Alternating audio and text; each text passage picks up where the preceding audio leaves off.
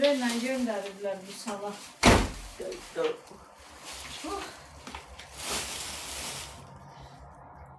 Burada donurdum. Sen baxayla görək nə göndəriblər bu sabah. O bir. Bak sizin gözünüzün qabağına qalçıra. İçənizə dolarıq.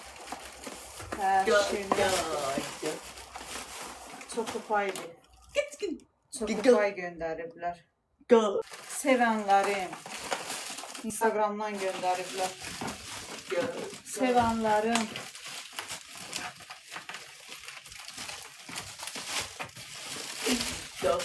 Həmişə göndərirlər, sağ olsunlar. Burada sokdur ürəkləri. Təbdən verim iç. Sokdur, sok. Haval biristan zakaz eləyirlər, göndərirlər, sağ olsunlar. Gitti. Uşaqlara göndəriblər. Git. Ged iç.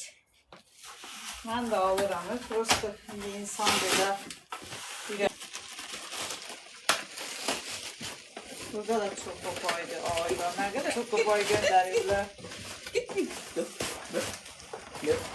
Oy maşallah. O bir dənə çok kopay birinci dəfədir görürəm.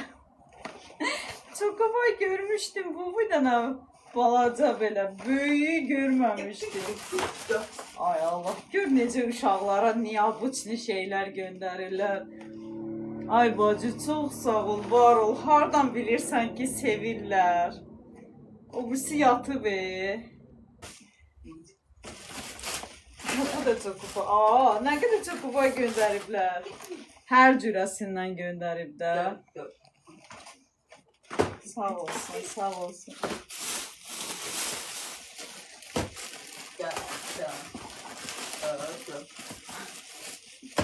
Bu da çok kupa.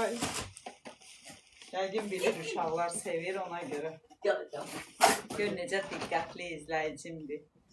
Bu da çox kupay. Ay Allah, sağ olsun. Ürəyinə qurban, ay bacı, var ol, var ol. Allah rüzünü bol eləsin. Allah səni var eləsin. Çox sağ ol.